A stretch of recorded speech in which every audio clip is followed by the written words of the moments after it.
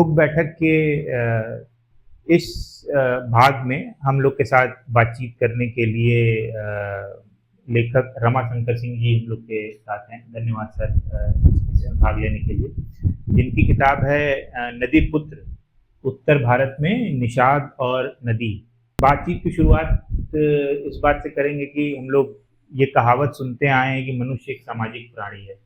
आपने किताब में इस बारे में बहुत चर्चा की है कि मनुष्य सामाजिक प्राणी होने के साथ एक प्राकृतिक प्राणी भी है, और जिस प्रकृति जैसे नदियाँ, पहाड़, पठार, जिस भी जगह पे उसका जन्म होता है, उसके आसपास की प्रकृति भी उसके चरित्र निर्माण में एक महत्वपूर्ण भूमिका निभाती है। तो इसके बारे में आप बताएं। देखिए, ये चाहे इस किताब के बारे में या किसी दूसरी चीज के बारे में, तो हम जिस जगह से घिरे हुए होते हैं उससे केवल पहले रहते ही नहीं हैं, बल्कि उससे हम हमारी भाषा, हमारी बातचीत, हमारे तरीके, यहाँ तक कि सुख दुख, और उससे भी ज्यादा हमारी धार्मिक अभिव्यक्तियां, प्रार्थनाएं, गीत, ये सब बनने लगते हैं।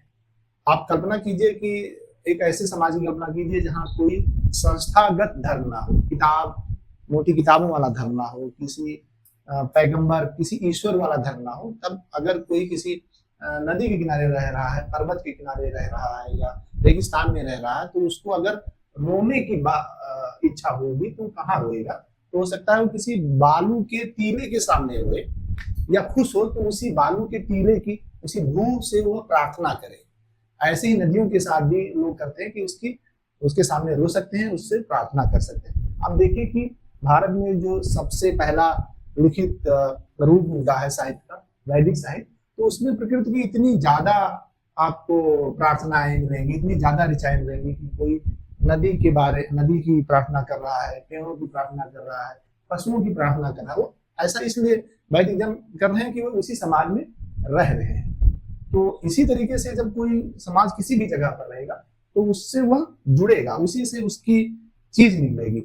और दुनिया में अधिकांश धर्म, आप उनके जो शुरुआती इतिहास देखें तो पाएंगे कि नदी वहां एक रूपक के रूप में है, या जो उनका पितृपुरुष है या जो पैगंबर है, वह उनको नदी पार कराने वाले रूप में आपको मिलेगा। चाहे आप कृष्ण को देखें, राम को देखें, या मूसा को देखें, ये सब एक जगह से दूसरी जगह ले जाते हैं। तीर्थंकर शब्द जो बना है जैनों का, तो उसका सीधा सा अर्थ है कि एक ऐसा व्यक्ति जो तीर्थ निमित्त करे, तीर्थ बनाए।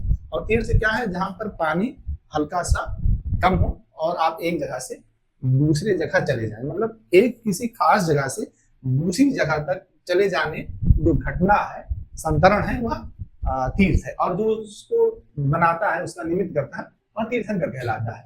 तो ऐसे अब ये पानी से बना हुआ एक शब्द है तीर्थ, से कि ये एक जगह से दूसरी जगह पानी से आप चलेंगे। तो कोई किसी भी धर्म की आप कल्पना करेंगे तो उसमें पानी जो है एक उसमें आ जाएगा, उसके केंद्रीय रूप में आ जाएगा।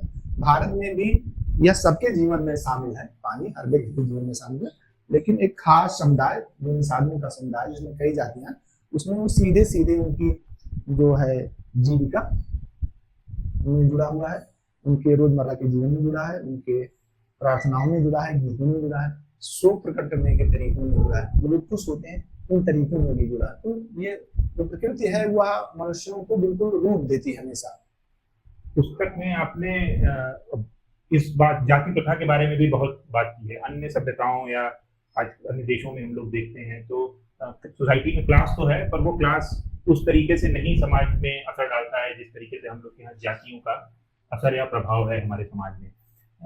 आपने किताब में इसके इतिहास और बदलाव पर भी बात की, तो आप जरा इस बात को बताएं कि जाति की शुरुआत कब से आप शुरू देखते हैं और समय समय पर किस तरह के बदलाव हुए, नई जातियां कैसे बनी? ये मतलब थोड़ा जटिल सवाल है। तो जाति प्रथा तो जैसा सब इतिहासकार मानते हैं, वो कभी लगभग 1900 ईसा पूर्व के समय धीमे धीमे वो शुरू होती है, बहुत एकाएक ऐसे आ नहीं जाती। और पैसे और जात में बहुत ढीला ढाला संबंध है, कोई कुछ काम कर रहा है, कोई कुछ काम कर रहा है, और इतने ज्यादा पैसे भी नहीं है। जैसे जो पहले पैसे आपको मिलेंगे वह प्राकृतिक संसाधनों के इर्द गिर्द मिलेंगे। कोई नाव चला रहा है, कोई बांस का काम कर रहा है, कोई लोहा पीट रहा है, कोई तलवार बना रहा है, कोई हाथी हाँक रहा है, कोई घोड़ा हाँक रहा है, कोई मैला मैला ढोने वाला है। नहीं, अभी मैला ढोने वाला नहीं आया जी।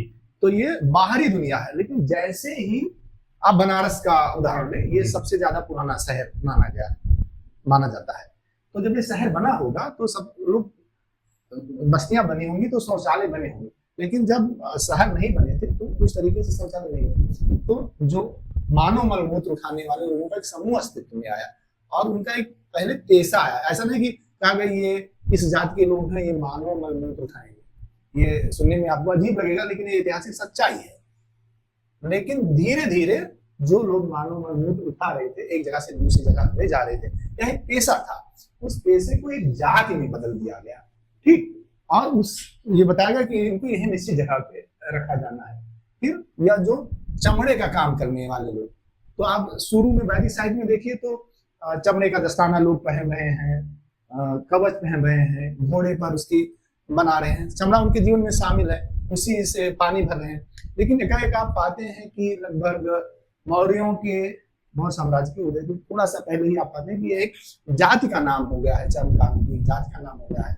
तो इस तरीके फिर आप पाते हैं कि ये ब्राह्मण है, ये यही काम करेंगे, ये क्षत्रिय हैं, यही काम करेंगे, विहित हैं, ये वैश्य हैं और ये शूद्र हैं, और सबके काम विहित कर दिए गए। लेकिन ये था कि एक आदमी दूसरी जगह पर जा सकता था, और इसी समय यह हुआ कि राजा से ये अपेक्षा की गई कि वह सबको उसकी सामाजिक जगह पे रखेगा। मतलब एक व्यक्ति अपने पेशे और जाति को छोड़ के दूसरी जाति में नहीं जाएगा।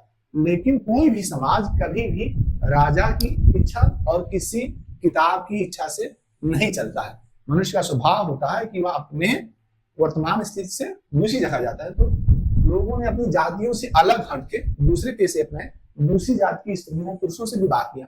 तो उनको समायोजित करने के लिए एक संकर वर्ण की एक नई परिकल्पना आ गई। आप मनुस्मृति पढ़िए तो उसमें संकर जातियों की बहुत सूची मिलेगी। जैसे अब इसको दो तरीके से देखिए, जैसे निषाद है तो मनुस्मृति या इस तरीके के ग्रंथ कहते हैं कि निषाद है वो ब्राह्मण पुरुष और शूद्र स्त्री के संयोग से उपजे हैं, ये कहते हैं। तो इसको कोई बात माने तो माने, लेकिन हिस्टोरिकली इस बात को आप प्रूव नहीं कर सकते, क्योंकि जब मनुस्मृति कभी भी किसी समय लिखी गई होगी उसके पहले बिल्कुल प्राचीनतम समय से नदियां थी, लोग आ जा रहे थे तो नाव चला रहे थे। तो निषाद तो बहुत प्राचीन है, लेकिन उनके जाति और उस जाति को एक खास वैवाहिक समझ में बहुत बाद में ढाला गया। तो ये चीजें बहुत जटिल हैं। कभी आपको लगता तो है कि ये सरल चीजें हैं, लेकिन वो बहुत धीमे धीमे बनी है जात की व्यवस्थाएं, और वो आगे बढ़ी है। बाद में जैसे ही आप आधुनिक समय में चले आए तो क्या होता है कि जाति और पेशा दोनों किन्हीं व्यक्तियों के साथ बिल्कुल गुत्थम गुत्था कर दी जाती है। जनगणना में कि आप इसी जाति हैं, आप क्या काम करते हैं, आप यह काम करते हैं, तो आप फला जाति के हैं, तो जाति आप पर चस्पा कर दी जाती है। और इसको दो संरचनाएं हैं जो इसको हमेशा मजबूत बनाए रखनी। एक तो समाज बनाए रखना चाहता है कि जाति बनी रहे और उसकी कोई ऐसी कोई इच्छा रहती नहीं कि जाति खत्म हो जाए, और दूसरी जाति के संरक्षक के रूप में जो भारतीय स्टेट है, इंडियन स्टेट है, वो भी इसका संरक्षक है। वह जाति प्रमाण पत्र जारी करता है, वह जातियों के हिसाब से लोगों को किन्हीं खास श्रेणी में रखता है या नहीं रखता है, ठीक। तो ये रहता है। पेशे हैं, पेशे लोगों के खत्म होते गए हैं, लेकिन जातियां जो हैं बची रह गई हैं। मसलन कि जैसे आप किसी से पूछिए आप किस समुदाय के हैं, तो वो बता सकता है कि ब्राह्मण समुदाय के हैं।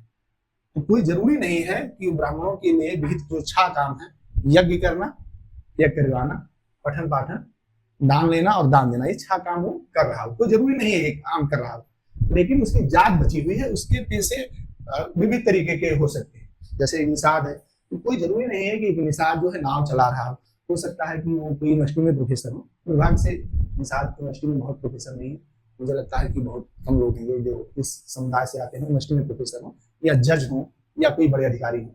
लेकिन अगर वे जज या प्रोफेसर या कोई बड़े अधिकारी हो जाते हैं तब भी उनकी जाति जो है बनी रहती है।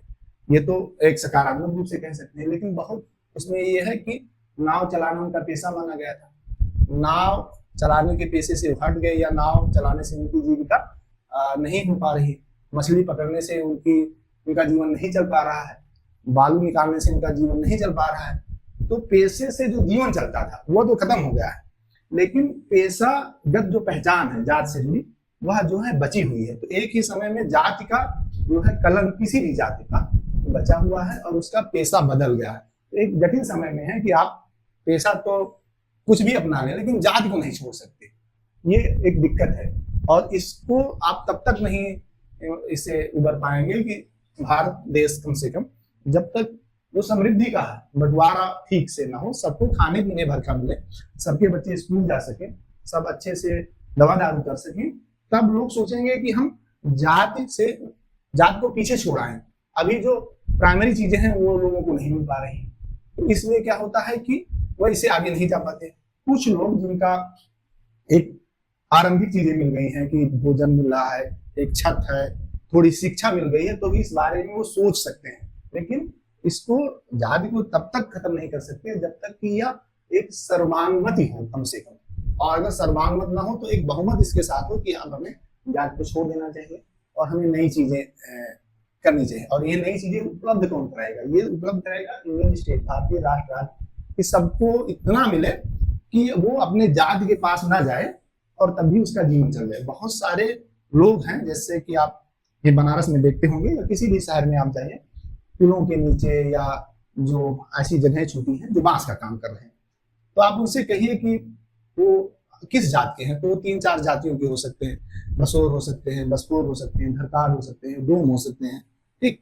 अब आप उनसे कहिए कि जात छोड़ दें, तो कहें ठीक है हम जात छोड़ दे रहे हैं, लेकिन इसके बदले में आप उन्हें ऑफर क्या कर रहे हैं? क्या उनको एक अच्छा घर मिल रहा है? क्या उनको अच्छी शिक्षा मिल रही है? क्या उनके बच्चों को वही पढ़ने को मिल रहा है जहाँ दूसरी तथा कथित उच्च जातियों के बच्चे पढ़ रहे हैं? तो जब ऐसा आप उनको ऑफर नहीं कर पा रहे हैं तो उनसे कह देंगे जात छोड़, तो ठीक है भैया जात छोड़ दें, लेकिन वह उस जो उनका पुराना स्टिग्मा है वह उससे उनसे जुड़ा रहता है, वो चाहते हुए भी जात नहीं छोड़ पाते। तो हर व्यक्ति दूसरे को उसकी जात याद दिलाता रहता है कि आप इस जात के हैं, और अगर वह भूलना भी चाहे तो इतने किस्म के सरकारी दस्तावेज हैं जो उसको याद दिलाते रहते हैं कि आप इस जात के हैं। तो इसमें समाज और सरकार दोनों, बहुत जिम्मेदारी से कहना चाह रहा हूं कि समाज और सरकार दोनों जाति व्यवस्था को जानबूझकर बनाए रखते हैं। और ये कोई आजकल की 10-20 साल की बात नहीं है, ये एक शताब्दी भर की बात है कि दोनों ने इसमें भूमिका निभाई है। अब भारत के लोगों को डिसाइड करना है तो कब इससे मुक्ति पाना चाहेंगे। जाति की शुरुआत, जैसा आपने कहा, कि एक तरीके से लोगों के पेशे से शुरू हुई। मेरा और जाति का दंश ये है कि समाज को उच्च और नीच जातियों में बांट दिया गया है। अब अगर उसकी शुरुआत पेशे से हुई तो ये समाज में कब से होना शुरू हुआ कि किस पेशे को अच्छा माना गया, किस पेशे को नीच माना गया और क्यों माना गया? ये देखिए ये भारत के साथ बहुत दुर्भाग्यपूर्ण बात है कि जो काम दिमाग से करते हैं उसको तो बहुत अच्छा माना गया, और जो हाथ से काम करते हैं उनको बुरा क्या कहते हैं, उनको नीचे की श्रेणी क्या माना गया, मान जो बुरा ही माना गया, क्योंकि जो दिमाग लोग नहीं करना चाहते हैं। जैसे मान लीजिए अगर ये मैं पानी खाकर पी रहा हूँ तो ये एक तरीका है दिमाग के काम करने का, कि जब दिमाग आदेश देगा तभी आप पानी उठा के पी सकते हैं, और अगर दिमाग ये आदेश नहीं देगा तो आपके हाथ में दुम्बिस भी नहीं होगी। तो काम तो हाथ और दिमाग का एक संयोजन से जैविक रूप से होता है, लेकिन जो सांस्कृतिक रूप से दिक्कत नहीं भारत के साथ वो ये हुई कि जो हाथ का काम करते थे उनको कम माना गया, उनको कमतर माना गया, और जो दिमाग से काम करते थे उनको ज्यादा। आप यूनिवर्सिटियों में देखिए, इसकी शुरुआत कब से मैं बात करूँ, आप यूनिवर्सिटियों में देखिए तो प्रोफेसर को बहुत ज्यादा वेतन मिलता है, ठीक, क्योंकि वो पढ़ाते हैं और दिमाग से काम करते हैं, तो ठीक है। लेकिन जो माली है वो तो फूल खिलाता है, और वो भी बहुत अच्छे तरीके से जानता है कि फूल कैसे खिलाया जाए, जो गुलदस्ता बनाता है, जो कोई घड़ा बनाता है, जो कोई ढोल बनाता है, इस सब में दिमाग लगता है और हाथ से आप काम करते हैं। कोई कप बनाता है, कोई कपड़ा बनाता है, कोई पीतल की कैंची बनाता है, उनको कमतर क्यों माना जाता है? इसलिए कि जो दिमाग और हाथ दोनों को जो बराबर तवज्जो देनी चाहिए थी तो भारतीय समाज नहीं दे सका। एक बात तो ये, और दूसरी बात ये जो जिसमें पसीना आए, जिसमें ज्यादा मेहनत लगे, उस काम को भी लोगों मनुष्य में स्वभाव होता है कि भाई कठिन मेहनत वाला काम ना करने को मिले, बैठे बैठे मिल जाए तो बहुत बढ़िया है। तो समाज के बहुत सारे लोगों ने जो सरलता से किए जा सकने वाले काम थे उसको तो कहा कि ये ठीक है, और जिनमें मेहनत लगने वाला काम था उसको कहा ये काम गड़बड़ है। तो जो लोग वो काम करते थे उनको कर दिया गया। लेकिन इसको बहुत थोड़ा आर्थिक रूप से देखिए तो ये था कि दिमागी रूप से एक समाज के बड़े हिस्से को जो हाथ से काम करता है उसको कंट्रोल किया गया। तो जात प्रथा ये भी काम करती है एक ही साथ कि ये हाथ और दिमाग में भेद पैदा करती है, और जो हाथ से काम करते हैं उनको न्यूनतम मानती है, और उनको कभी भी उतना पैसा नहीं देने का प्रयास करती जितना जो दिमाग से काम करने। आप देखिए कि भारत में वर्तमान समय में है तो कहेंगे कि जो प्राइमरी सेक्टर है उसमें खेत खनन खेती ये सारी चीजें आ रही हैं, फिर सर्विस सेक्टर आए, फिर व्हाइट कॉलर जॉब ये सारी चीजें आती हैं। तो आप देखिए कि कुछ लोगों को बहुत ज्यादा आसमान छूती तनख्वाहें मिलती हैं, इसी में जो काम करने वाले लोग हैं उनको कम तनख्वाह मिलती है। कुछ लोगों को इतनी कम तनख्वाहें मिलती हैं कि वो अपना ठीक से परिवार नहीं चला सकते। तो इस एक सभ्यता के रूप में ये पूरी दुनिया के लिए चिंता की बात है कि वह उन लोगों को सम्मान देना शुरू करे जो हाथ से काम करते हैं। और हाथ से काम करने और दिमाग से काम करने में जो भेद पैदा किया गया है, अगर इससे भी आप मुक्ति पा जाए तो ये जात प्रथा का दंश है ये बहुत अपने आप में धीरे धीरे कम हो जाएगा। अधिकांश जातियां जिनको आप बहुजन जातियां बोलते हैं, या मुस्लिमों में जो दस्तकार जातियां हैं जो हाथ से काम करती हैं, तो उनको आप अगर ज्यादा पैसा दें, उनके उत्पादों पर ज्यादा तवज्जो दें, ज्यादा सम्मान दें तो मामला बन जाए। अब ये क्या है कि आप किसी जगह पढ़ा रहे हैं या बैंक में काम कर रहे हैं, सॉफ्टवेयर में काम कर रहे हैं, तो आप ज्यादा पैसा कमाएंगे। लेकिन जो घर बना रहा है, जो बिजली का मैकेनिक है या किसी भी जगह वो काम कर रहा है, उसको आप कम पैसा देंगे। तो इससे क्या होगा कि पहले तो इनकम डिस्पैरिटी आती है, लेकिन वो इनकम डिस्पैरिटी नहीं है, वो सांस्कृतिक जगत का भी निर्माण करती है जी कि कुछ लोगों को आप कमतर मानना शुरू कर देते हैं। भारत में ये श्रम का जो रिश्ता है और श्रम को जो मूल्य देने का रिश्ता, वो उसमें जात प्रथा में इंडेडेड है। इसको बदलने का प्रयास कुछ लोगों ने किया, सफल है थोड़े से, कुछ कम सफल है, लेकिन लोगों ने किया। जैसे कि डॉक्टर अम्बेडकर, उन्होंने जब संविधान बनाया तो कहा कि सब लोग बराबर हैं। तो सब लोग बराबर हैं ये कहना तो ठीक है, लेकिन सब लोग बराबर नहीं है। सब लोग इसलिए एक तो नहीं बराबर है कि विभिन्न जातियों में है, लेकिन दूसरा जो आर्थिक रूप से आप देखें सब लोग इसलिए बराबर नहीं है कि सबको अलग अलग वेतन मिलते हैं। ठीक, और जब अलग अलग वेतन मिलेंगे तो अलग अलग तरीके के लोग, आप कह सकते हैं भाई सबको बराबर वेतन नहीं दिया जा सकता। तो मैं एक अनुरोध करना चाहूंगा कि सबको बराबर वेतन ना दीजिए, लेकिन जो वेतन में इतनी डिस्पैरिटी है, बिल्कुल इधर की उधर, आप कॉर्पोरेट में काम करते हैं, आप देखिए कि कितनी वेतन में डिस्पैरिटी है और इतना पैसा लोग लेकर लोग करते क्या होंगे। तो इसको थोड़ा एड्रेस करने की जरूरत है। इसके लिए एक बहुत ही नैतिक, अगर कोई समाज धार्मिक तरीके से इसे सॉल्व करना चाहे तो धार्मिक तरीके से, राजनीतिक तरीके से सॉल्व करना चाहे तो राजनीतिक तरीके से, मिल बैठकर सामाजिक तरीके से सॉल्व करना चाहे तो सामाजिक तरीके से, इसको अगर वो सॉल्व कर लेता है तो भारत में कम से कम ये जात प्रथा का दंश है, इसमें श्रम की अवमानना भी छिपी हुई है, वो थोड़ी कम हो जाएगी। और मैं कह रहा हूँ थोड़ी कम हो जाएगी, समाप्त नहीं हो जाएगी, धीरे धीरे ये चीजें सदियों में जाके जो बनी है तो सदियों में जाके धीमे धीमे खत्म नहीं हो सकती।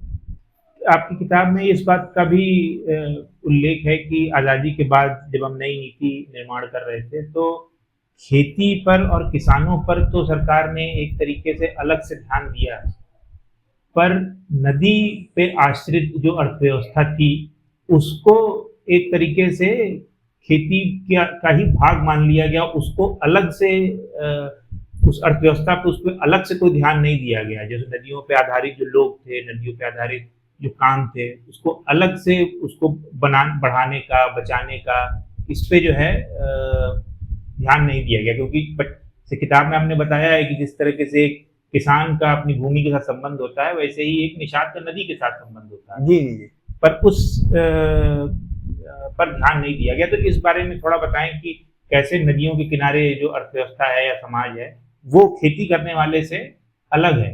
जी बिल्कुल। आप देखिए कि जब आजादी आने के बाद के, आजादी आने के पहले ही 1929 के दौरान जब आर्थिक महामंदी आई थी तो अमेरिका में टेनेसी वैली पर बहुत काम किया गया, उसको रोजगार देने का एक जरिया माना गया। कि भारत में भी उसके बाद थोड़े समय में नदियां बाढ़ लाती थी, तो बाढ़ से बचने के लिए कहा गया कि बांध बनाया जाए, तटबंध बनाए जाए, फिर नदियों के बाढ़ बना के बिजली लाई जाए।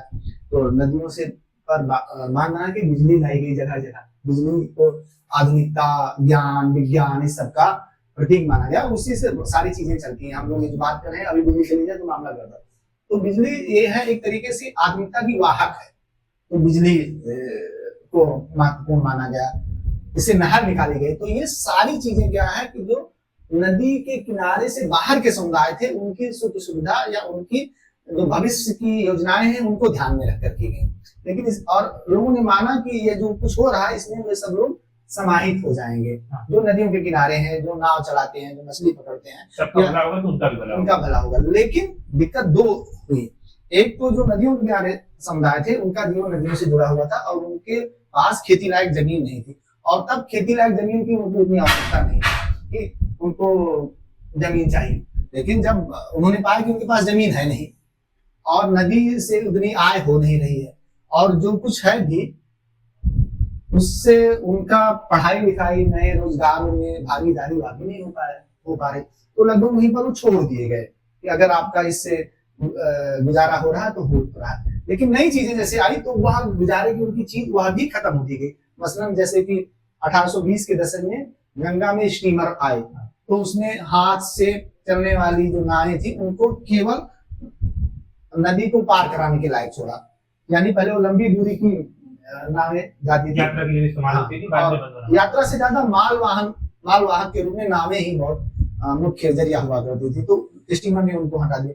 फिर पुल बना, तो वो जो नदी को पहले सीधे सीधे पार करते थे, फिर जो इधर से उधर ले जाते थे वो अभी खत्म हो गया। फिर मछलियों पर उनका ज्यादा जोर रहा, मछलियां भी नदियों में कम होती गई। उसके कई कारण है, प्रदूषण, नदियों का विरल ना रह जाना, जनसंख्या का बढ़ना, ज्यादा शिकार करना और नए नए किस्म के संकट आना। तो उनका जो रोजगार था नदी के किनारे स्थित समुदायों का वो धीरे धीरे सिकुड़ गया, और बाहरी दुनिया में जो चीजें उपलब्ध थी उसके लिए आधुनिक किस्म की शिक्षा चाहिए थी, यानी आप ठीक ठाक पढ़े हों, अंग्रेजी जानते हो, कम से कम ठीक ठाक अंग्रेजी ना जानते हो तो ठीक ठाक कोई क्षेत्रीय भाषा जानते हो, हिंदी जानते हो, कन्नड़, तेलुगु, तमिल, मराठी जानते हो, तो वह भी वो नहीं जान रहे थे। तो आधुनिकता जो दे रही थी उसको पाने के लिए उनके पास योग्यता नहीं आ पा रही थी, और जो पहले से था उसको धीरे धीरे खत्म होता जा रहा था। तो ऐसे बहुत सारे समुदाय जो हैं वो दिक्कत में आ गए। यही निषादों के साथ भी हुआ, उनकी बहुत सारी जातियां निषाद समुदाय के, बड़ा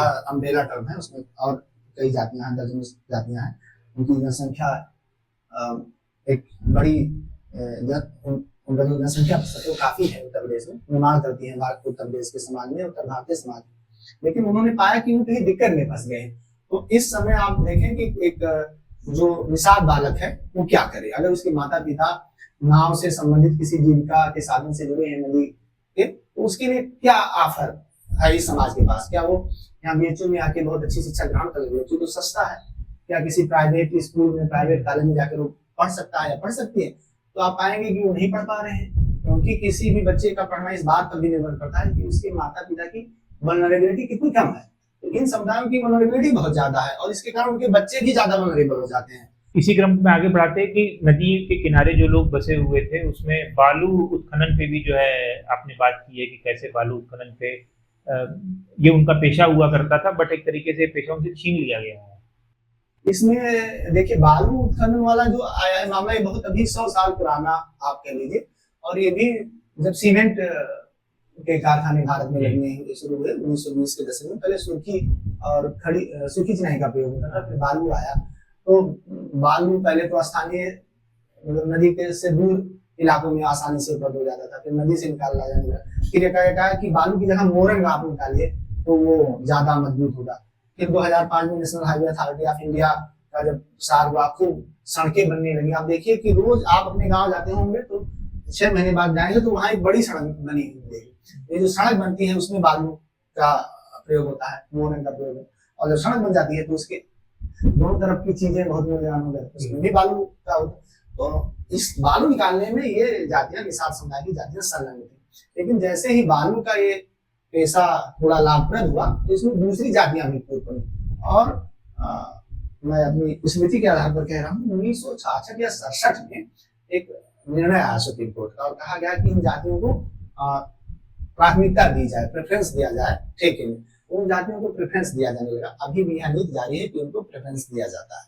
लेकिन उसमें दिक्कत क्या हुई है कि जैसे मान लीजिए कि मैं निषाद समुदाय का हूँ, लेकिन जितना बालू उत्खनन में पैसा लगना चाहिए, उतना पैसा मेरे पास नहीं, तो आप मुझे पैसा दे दें और आप जो है लाइसेंस मेरे नाम का है और लाभ आप कमा रहे हैं, मतलब आप नहीं कमा रहे हैं, कोई दूसरा तीसरा आदमी लाभ कमा रहा है। तो इसमें यह है कि नाम तो उनका चल रहा है और पैसा किसी दूसरी जगह पे जा रहा है। अगर मैं यहाँ पर जमुना जी के किनारे फील्ड वर्क कर रहा था, तो वहां पर एक बहुत वृद्ध इंसान थे, उन्होंने कहा कि भैया अगर जितना पैसा बालू से कमाया जा रहा है उतना पैसा हम लोगों को सीधे मिल जाए तो हमें किसी चीज की और दिक्कत ना रहे। तो आप देख रहे हैं कि मोहर्रम का कभी भी आप अभी रात के 8 बजे या 10 बजे के बाद शहरों में ट्रक का प्रवेश होता है और सुबह 6 बजे तक, तो आप कहीं भी किसी सड़क के किनारे खड़े हो गए तो ट्रक जा रहा होगा, उसके पीछे पानी चू रहा होता है, तो या तो बालू लगा होता है और या तो मोहन लगा होता है। तो आप उस ट्रक की पूरी पॉलिटिकल इकॉनमी पता करें तो पाएंगे कि यह ट्रक कहीं यमुना जी के किनारे से आया है, बेतवा के किनारे से आया है, या बिहार में सोन नदी के किनारे, हाँ किसी नदी के किनारे से आया है। तो आप फिर पता करें कि वो किन लोगों ने उसको भरा है। तो ये दुख होगा आपको जान के कि उसमें जो शुरू में जो कह रहा था, जो सर पे जिसके वो बालू की टोकरी है वो तो निषाद है, जिसके नाम वो पट्टा है वह भी निषाद है, लेकिन बालू से जो पैसा निकल रहा है, मोहन से जो पैसा निकल रहा है, उसका एक बहुत छोटा सा हिस्सा उसके पास जा रहा है।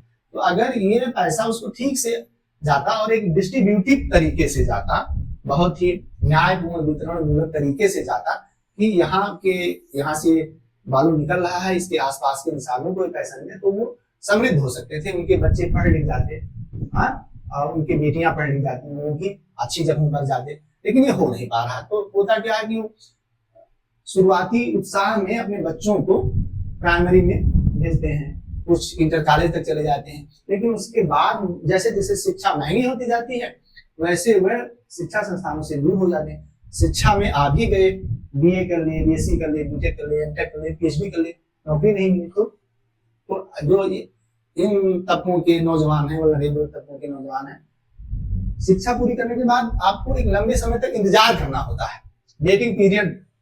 बेरोजगारी ने जो शिक्षित लोग हैं उनके इंतजार की अवधि बहुत बढ़ा दी है, 5 साल 10 साल, मतलब आपको जितनी शिक्षा चाहिए उतनी करने के बाद 5-6 साल आपको इंतजार करना पड़ता। तो ऐसे तबकों के नौजवान इंतजार भी नहीं कर पाते, तो फिर वो दोबारा उन्हीं जगहों पर जाने के लिए अग्रसर हो जाते हैं, तो फिर वो जात के उसी दुष्चक्र में फंस जाते हैं जिससे वो निकलने के लिए उन्होंने आदमी की शिक्षा ली थी। तो ये एक बहुत जटिल तंत्र है कि समृद्धि आए, सबके पास आए और ये लोगों के पास विकल्प मौजूद हो कि जात से वो मुक्ति पा सके, कम से कम वैकल्पिक रूप से। अगर कोई मुक्ति ना पाना चाहे तो ठीक है, लेकिन अगर कोई मुक्ति पाना भी चाहे तो कम से कम ये रास्ता जो खुला वो रास्ते बंद हो जाते हैं सबसे। इसमें ऐसा कुछ अलग नहीं है, लेकिन खास बात यह है कि ये इन्होंने कोई नया पेशा नहीं सीखा, और भारत में सभी पेशों के साथ ये कि उन्होंने नया पेशा नहीं सीखा।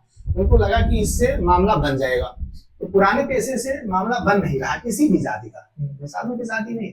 यहाँ तक कि सुनार जो मतलब सोने का काम करते थे, सुनने में लगता है कि वो बहुत आराम में रहे, हाँ, लेकिन अब उनमें भी दिक्कत आने लगी, उसमें बहुराष्ट्रीय कंपनियां आ गई हैं, ठीक, या दूसरे समुदायों के लोग।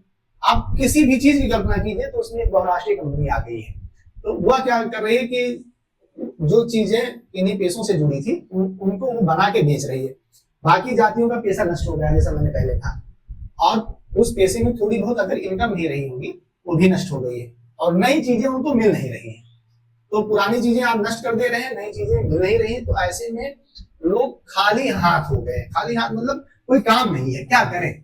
और जो काम मिल रहे हैं, अब आप सोचिए कि एक नौजवान निषाद जो 16-17 साल तक नाव चलाता है और एकाएक उसका नाव चलाने का पेशा बंद हो जाए तो क्या करेगा। तो वो क्या करेगा कि बनारस में आके नारियल काट के बेचेगा, या कहीं दरबारी करेगा, या कहीं दिहाड़ी की मजदूरी करेगा। आप ये जो मजदूर देख रहे हैं शहरों में, कौन लोग हैं? ये सब उन्हीं जगहों के लोग हैं जिनके पैसे छीन लिए गए हैं, नष्ट कर दिए गए हैं, और जिनको इस तरीके की शिक्षा नहीं मिली है कि वह कुछ कमा सके, कुछ उनको समृद्धि आ सके, महीने में निश्चित वेतन आ सके, निश्चित आय हो सके। वही लोग हैं जो मजदूर बना के छोड़ दिए। पूरे भारत में जो मजदूर वर्ग का निर्माण होता है वो वास्तव में बहुजन लोग हैं। उसमें वही लोग नहीं कि जिनके पास जमीनें हैं, उसमें वही लोग नहीं है कि जिनके पास उच्च शिक्षा है, इसमें वही लोग नहीं है जो 3री 4थी पीढ़ी के पढ़े लिखे हैं। इसमें वही लोग हैं जिसमें कुछ लोग थोड़ी सी शिक्षा पाए हैं, कुछ के पास वह भी नहीं है, जमीनें नहीं है, या उनके पुराने पैसे नष्ट कर दिए गए।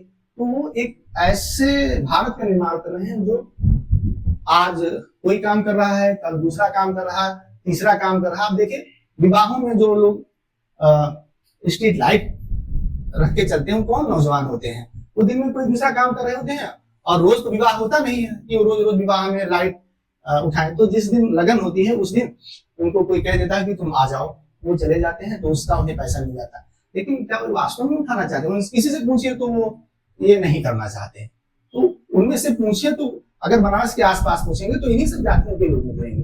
तो ये बड़ी दिक्कत आ रही है कि आप कुछ ऐसा हो नहीं पा रहा है कि जिससे उनको सम्मान के साथ वो जिए और बराबर का मामला बने।